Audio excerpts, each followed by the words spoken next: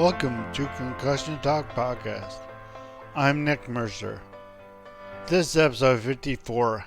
I'll be talking to Concussion Legacy Foundation's Western University chapter about concussion support and brain injury support at Western University. But first, I'd like to thank my sponsor, HeadCheck Health. HeadCheck Health bridges the gaps in concussion care through simple, powerful technology. Join organizations like the Canadian Football League, Trek Factory Racing, the Canadian Junior Hockey League, Eastern Washington University, and Volleyball Canada, who rely on HeadCheck to improve communication and optimize care. Visit headcheckhealth.com for more. Before my conversation with Concussion Legacy Foundation Western University chapter, I'd like to first encourage everyone to visit my website at www.concussiontalk.com and to visit my social media pages at Concussion Talk. That's the handle for my Instagram, Twitter, and Facebook pages. And please visit my Facebook page where I've created a new Concussion Talk group, just call it Concussion Talk Group, on Facebook, where you can just go and chat with others who have had concussion or other people who have insight into concussion and talk about symptoms or issues you're dealing with. I encourage everyone to go and just share and speak supportively to each other. Thank you, and now my two guests. Okay, I'm talking to now Kristen and Abby, co-presidents of the Concussion Legacy Foundation's Western chapter. And Kristen, Abby, can you either both of you introduce yourselves? And what you do for the Concussion Legacy Foundation Western chapter. That's a long name, it's cumbersome, but yeah, go for it. So, Kristen, you guys can go first. So my name's Kristen Nugent. I'm currently a graduate student here at Western University.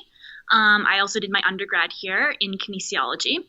I started volunteering with the Concussion Legacy Foundation Canada as just a general volunteer to help raise awareness in Canada in our community in London. And then I progressed and took on some leadership roles and ended up being president as of 2018. And I've stayed in this role for the Western chapter since 2018. So it's been a awesome experience, and I really like continuing to grow our club as well as reach out to our community. Great. So my name's Abby D'Zuba, and I am also Abby what? Sorry, in the last Abby D'Zuba. D'Zuba? Okay. It's a difficult last name. No. But I am in sports management at Western University, and I'm in my fourth year, and kinesiology is kind of my main hub. But I joined the Concussion Legacy Foundation in my first year at Western. I got involved in high school by talking through Jeff Brooks, who was the coordinator here at Western at the time because of the concussions that I've had. So kind of the same as Kristen, I took on a couple of leadership roles throughout my years in second and third year. And then gratefully, Kristen also gave me the opportunity this year to join her to be co-president of the Western chapter. So. Great. Well, thank you. See, I interviewed Jeff Brooks in my. I got to find out what episode number it was, but early on, I interviewed Jeff Brooks as he was doing the stuff with football mostly, and he was just starting his master's then. So that would have been 4 or 5 years ago now. So yeah, he's currently in his last year of his PhD, but he was the original starter of Concussion Legacy Foundation Western, and he passed it on to me, and that's how the timeline. So can you guys just Kristen or Abby, whoever wants to, just what is your group? Like what do you guys do, and where do people find you at Western? To find us, we are an organization, so a nonprofit organization that's actually international. It moved into Canada in 2014, and then each chapter each university opened up their own chapter organization to really feed the information to the community. What we really do is we take on educational components and presentations and workshops and give that to athletes or students in our area. And then we also have some great fundraiser events and some really cool pop-up events as well throughout the year. Mm-hmm. Cool. So you guys talk to just only Western students, or anybody? I guess anybody in the community who wants to know. Yeah, so we talk to not only Western students, but a lot of youth within our community. So we'll reach out to different leagues, like hockey leagues. We've done it with swimming teams. We've also done it with elementary and high schools within London, Ontario. So we pretty much just reached out to anyone within our area to give them that concussion awareness. And we kind of more focus on brand awareness on campus to get students involved in something that they're passionate about. So. Okay, so you guys see mostly just see students from varsity teams or club teams, or do you see students from mostly just from non-athletic injuries, non-athletic concussions? Yeah, we kind of do a little bit of everything. So we've done stuff with varsity athletes, especially one of our campaigns earlier this year where we did a Team Up, Speak Up videos. Varsity athletes had to take a pledge of them saying the Team Up, Speak Up speech, and then we post that all on our social media. And what is that? What is Team Up, Speak Up? So Team Up Speak Up is actually a day across Canada. It's based on the Rowan's Law Day. It kind of culminates on that day. Just to give you a background, Rowan Stringer, she was a rugby player in Ottawa that actually lost her life due to post-concussion syndrome. She got a secondary concussion on top of a first concussion, and she actually died due to that athletic injury. So Ontario actually founded the day Rowan's Law Day, and the law actually forbids young athletes who are involved in sports to continue playing once they feel some symptoms, some concussion symptoms. So because we are a organization within Ontario, we did acknowledge that day. And then we created this event among it, and we call it Team Up, Speak Up, meaning you're going to look out for your other teammates and ask them to speak up if they have any concussion symptoms, because you don't want a really terrible event to happen. And the whole idea was just getting everyone to team up together instead of thinking about concussion symptoms by yourself. You want your friends, and you want to work with your friends and your teammates on your sport team. So the whole idea was recording a video of your team or some players on your team saying, we pledge to look out for each other and to identify any concussion symptoms among our friends, and that's how we're going to end concussions. And they just have to record that video and tag us, and then they're entered into our social media contest. Oh, okay, cool.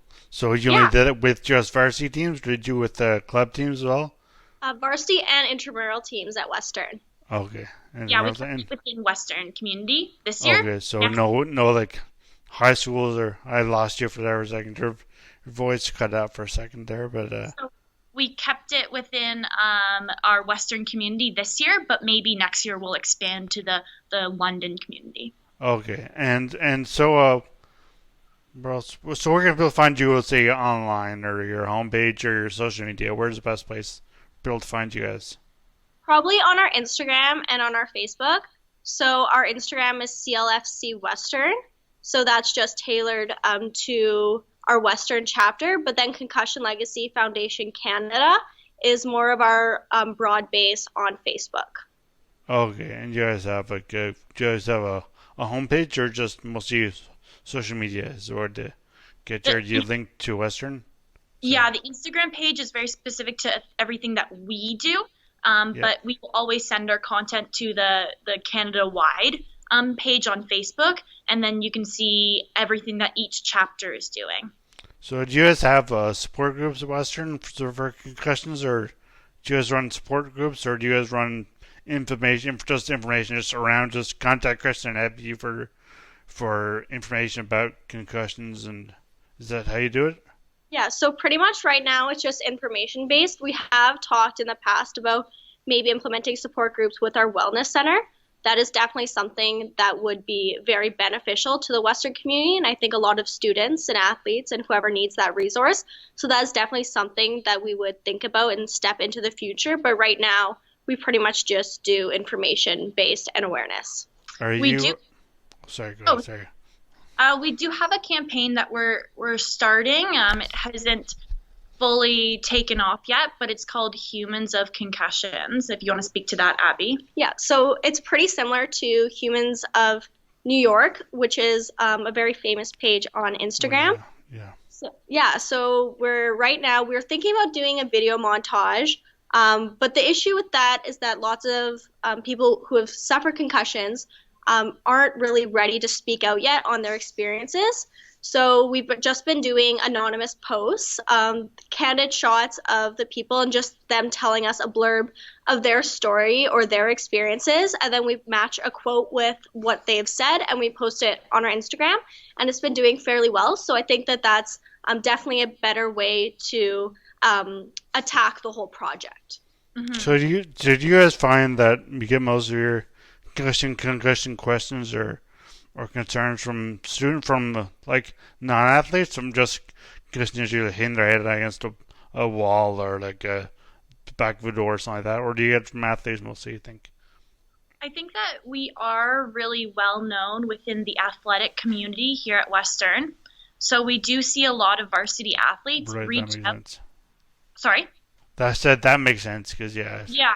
So we see that quite often, and we always have those resources to the wellness center that we can refer those athletes to, because we are not certified in any sort of like psychological counseling, and we don't want to give them any misinformation, but we're always here if they want to talk, because a lot of the people who have been on our committee or our executive board have had concussions and gone through similar experiences. And I think that knowing somebody out there who's an advocate for this injury and this brain injury is good to know that somebody's around to talk to.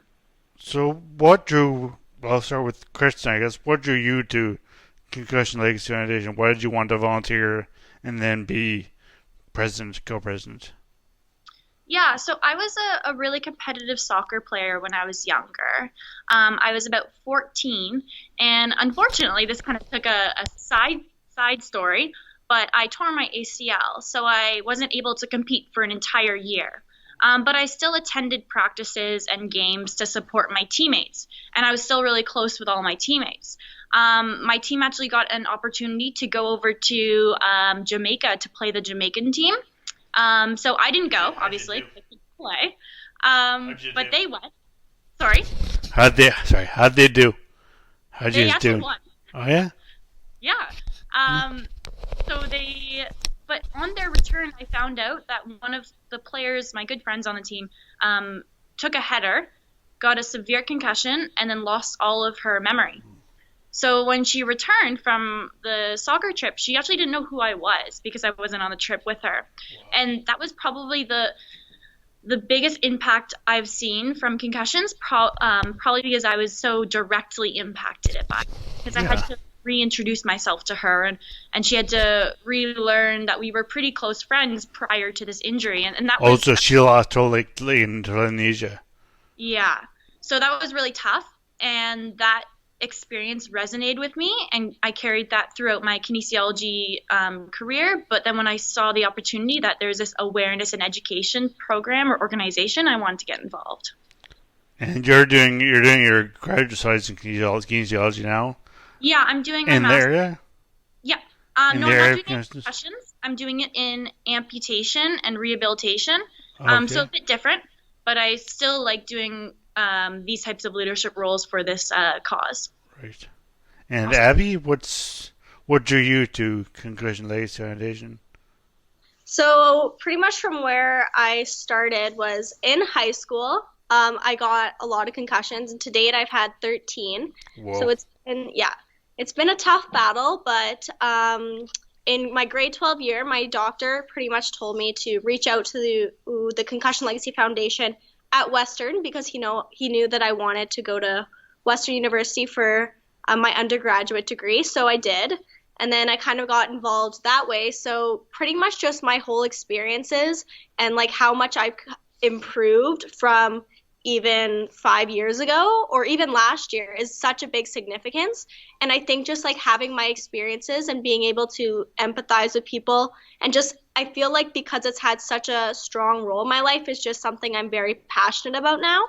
And yeah, so pretty much the same thing as Kristen, we pretty much just lead this group into really helping students and athletes at Western and give them someone that they can talk to and understand where they're coming from. So were you a soccer player? No, I actually played hockey and lacrosse Oh, and yeah? basketball. Those are like my go-to. Hockey Oh, was my okay. number one, but Do you clearly play them I'm out? Do you play them for fun now, or intramural, or even varsity? unfortunately, I can't play sports anymore. No. Like any contact sports, which kind of Yeah. sucks, Yeah. but I still get involved with sports in other ways, especially in my degree. Like it's something I'm always going to be passionate about. It'll be something that I always Yeah. miss, Yeah. but I've just been given such a great opportunity with everything that athletics have given me. So, And Kristen, do you play soccer at all anymore? Or? So after the first ACL surgery, I actually No, got you two can't. more. Oh, So, really?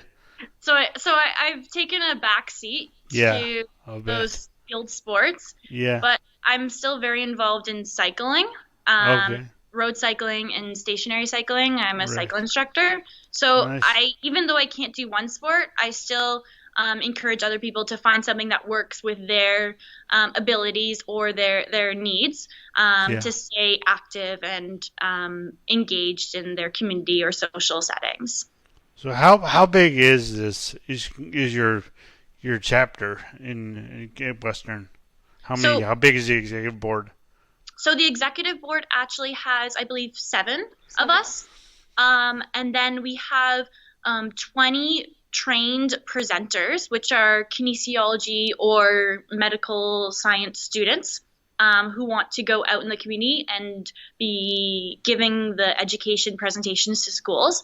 And then we have about 50 people that are not trained in the presentation, but actively participate in the events that we put on, such as the Team Up, Speak Up pledge or the dodgeball tournament. So we're pretty well known within the community here at Western. Yeah. Do you guys have this? You said like your chapters. There's chapters out. I guess on just on. I know that I don't think there's a chapter. I know there's a concussion support group at the university in St. John's or Memorial University of Newfoundland, but I don't think it's a concussion legacy. I think so. Maybe this concussion legacy is just in Ontario, or is I it think so. There's us, Queen- so Western, Laurier, Mac? Laurentian, Mac, UFT, and McGill. Okay. McGill is in Quebec, so Yeah, but close. Yeah, I went to Queens and I interviewed the Queens concussion group, and they were doing something with they're doing a past weekend. I think they did a conference or whatever it's called, symposium conference with Concussion Legacy Foundation, help them do that, but they're not a chapter. I don't think. no, I don't want to speak at the turn here, or anything, but so yeah, so where can people find you on campus, like, physically, or are you just online and wherever you pop up? Or is there a physical spot they can reach you? Not you specifically. I'm not trying to get your names out there necessarily, but I mean your where they can find Concussion Legacy Foundation Western chapter. You got to think about shortening that. So we don't really have like an office per se, Okay. a lot that people can come to, but we do put on a bunch of meetings and like information booths that we do have throughout the year. So that's kind of how we get that presence. And then once we attract those volunteers or people who are interested in our club, that's when they'll come out to our meetings and we'll have discussions based on that perspective. But we don't have a physical presence, unfortunately. Okay. But a lot of it has to do around our social media for sure. Okay, and well, I guess the big thing for us about events and everything like that. But what is the stated mission of you guys, and what do you guys want? What would you guys want to know? If someone said, "What is CLFC Western?" That's shorter. That's better. I'll tell you that now. CLFC Western. What are you guys? What do you stand for? I think that we stand for the whole idea of not stopping sports, but teaming up, hoping to look out for each other a bit more. I think that that is a big component of our presentations, watching out for your teammates and being their biggest advocate, because you know them. They're your teammates at the end of the day. Like, you look out for them and you'd pass a ball to them, but you'd also look out and make sure they don't have concussion symptoms. Right. And I think a big thing too is there used to be such a large stigma around, especially even men's sports, Yeah. not speaking up and kind of just playing through it, and even through any sport. And I think that that's definitely changed throughout the years, but I believe that there's still an issue with that. So I think pretty much, as Kristen already mentioned, just standing up for your teammates and ending that stigma around it, and just kind of giving that support to yourself and to others as well. Mm-hmm. That's great. So at event, you said you have pop-up events and just events. Do you have any major events coming up that people can find you or your trained speakers? Yeah. So we actually have our annual dodgeball tournament. It's been going on for 4 years now. Wow. So Western has this thing called a purple shirt, and it's literally a purple shirt, but Yeah. it says on the front, this is a purple shirt, and it's only awarded to any sort of intramural team that wins their division at the end of the year. So Okay. we have some pretty cool connections. So we get a batch of these shirts, and the winner of the dodgeball tournament, the team that wins, gets these shirts. And that's a big draw for us university students who are really passionate. Purple shirts? Yeah. Purple t-shirts? Purple t-shirts, yeah. I see that. So, yeah, so we host a dodgeball tournament. It's like a round robin at the end of March. Our date hasn't been set yet, but we are asking any sort of varsity athletes or even students who just want to participate because they want to win a purple shirt. Yeah. So we get a big turnout, probably about 70 people each year, and we're looking forward to that at the end of March. Yeah. It's super exciting. I don't know what it is, but everyone just loves this high reward. Mm-hmm. It's just the release before exams too, is it? Yes, Yeah. It's awesome to do that. Yeah. Right when things slow down and you're about to go into exam study mode, it's great to have that kind of last team building session. Yeah. So are you finishing your masters or this year or? I'm only in my first year, so I have another full year to go. So I think I might continue the presidency a little bit longer. Maybe ask a new member to join because Abby's unfortunately graduating. Well, fortunately graduating this year. So what are your plans for next year, Abby? Oh boy.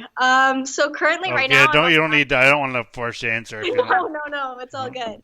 I'm currently applying to a bunch of jobs in Toronto, so I'm hoping to find a job within sport management or sport marketing, something along those lines, and work my way up. So we'll see how things roll, but fingers crossed. All the best. Yes. Thanks. And finally, just was there anything else you guys like to add that I haven't touched on? So if you are listening and you are interested in receiving a concussion awareness or education presentation, it would be awesome to contact us to get that presentation. We can totally figure out what chapter is the closest chapter to your school or sport club, and we will make sure that happens because we're all about making sure this information is transferable and accessible to all ages and groups, and that's our main goal. So send us a message on Instagram and we will try our best to accommodate. So again, not to make you repeat yourselves, but so people can reach you, can contact you. Best ways is on your social media, like at CLFC Western, but you just say where it is. Yep, it's at CLFC Western. All one word. Yeah. And then on Facebook, we are Concussion Legacy Foundation Canada. And you can be connected with the headquarters, and they'll make sure that you get whichever chapter is closest in that area. Mm-hmm. Right. Well, yeah. Thanks. That's great. So, thanks, Todd. And there was nothing else you guys want to do as part of a lot of stuff there. So, thank you guys so much for being on this podcast, and I hope you get the word out and people will hope people contact you about concussion awareness, about getting their school organized and their teams. Mm-hmm. So, thanks a lot. Thank you for having us. Thanks for giving us this platform. It's awesome to speak out and continue to raise awareness about this cause. We really appreciate it. Well, great. Thanks a lot. No problem. Thank you for listening, everyone. And please remember to visit the Concussion Legacy Foundation Western Chapter online. We'll go to @CLFC on Instagram and on Twitter and find them online. And please visit concussiontalk.com or @concussiontalk on Instagram, Twitter, and Facebook and join the group. So thank you, and I hope you listen again soon. As always, music at the beginning of this episode is by Ben Sound, www.bensound.com.